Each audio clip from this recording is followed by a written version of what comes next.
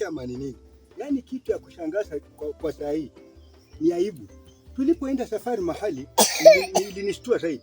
Unakuta kwamba watu wamefaa na wamekuja yaani wameenda kwa matanga ya bibi ya msichana.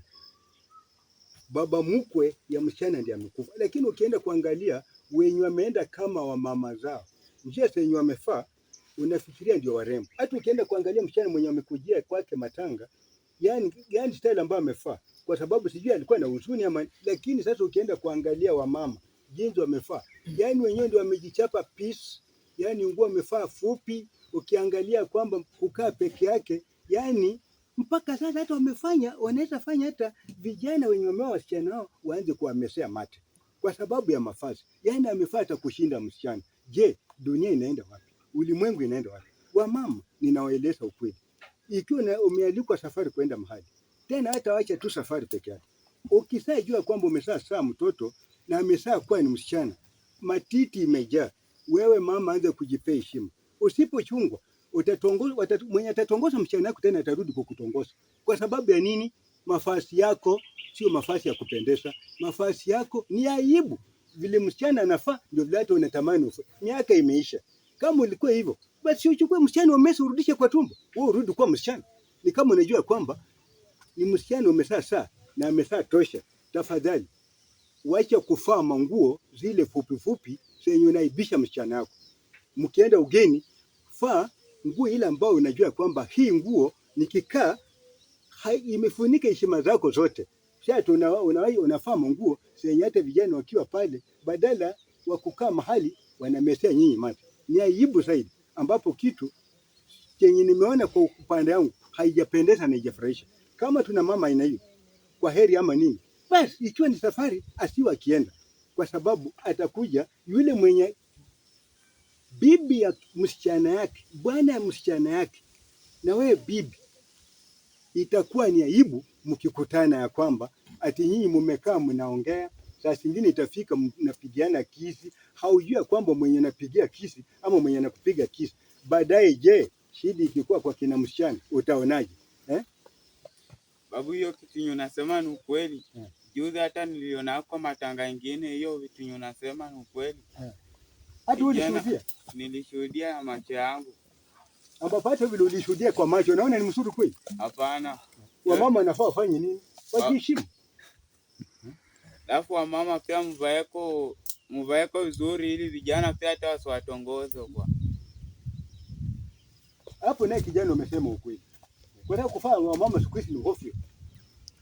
Dunia sasa hivi sijui inaenda wapi. Kuna jamaa anatoka maeneo ya Lugulu, alienda Nairobi juzi. Kufika huko wakapata msichana mrembo, akamtongoza, akakuja naye nyumbani. Alipokuja nyumbani, mama yake akamkaribisha vizuri. Mama yake kwenda kumwangalia, kumbe alikuwa ni mama yake, alimuacha akiwa mdogo, kumbe ni mama yake mwenyewe tu. Sasa hiyo mambo pia ilinishangaza, nikajaribu kuwaza. Yaani kijana alienda kutafuta kazi Nairobi. Na akawa amewachwa na mama yake akiwa mdogo. Alafu kwa harakati ya kijana kukua kwenda kutafuta kazi, na kumbe mama yake vile alienda Nairobi, alienda kujirembesha na akarudi msichana kabisa. Unataka sema vile unasema hivi, huyo kijana alipotongoza alikuwa anatongoza mama yake mwenyewe. Alikuwa anatongoza mama yake mwenyewe. Ndiye alileta paka nyumbani. Sasa mama ya kambo akawa anampigia akifikiria kwamba kijana ameoa, kumbe ameleta mama yake. Jamani, dunia inaenda wapi? Vijana, dunia inaenda wapi? Dunia nayo inaisha. Ndio ninawaomba hivi bila kuwadanganya. Hata umekuja kama tumeongelea kitu kingine ambapo ni aibu. Kwa hivyo kama wewe ni kijana, kila kitu ambacho ningekuomba ni moja. Ukiwa umeenda kazi, baba yako hapa nyumbani amekutegemea. Kama mama amekuacha na umeenda kazi, tafadhali enda ufanye kazi. Ikifika umri wa kuoa, rudi ufanye nini? Tafuta msichana nyumbani. Lakini huko nyumbani utaoa hata shangazi yako, utaoa hata mama yako, alafu utakuja shindwa ya kwamba ni nini ambayo inafanyika. Kwa hivyo ndio tunaomba hivi. Mimi nikiwa kama mzee ninawaonya vijana. Ikiwa nishuhudia na macho, wewe umeoa? Bado hujaoa. Na ikiwa mwenyewe umeshuhudia na macho hivi, sasa ukirudi jua ya kwamba ni nini utafanya, njia gani utafanya nini.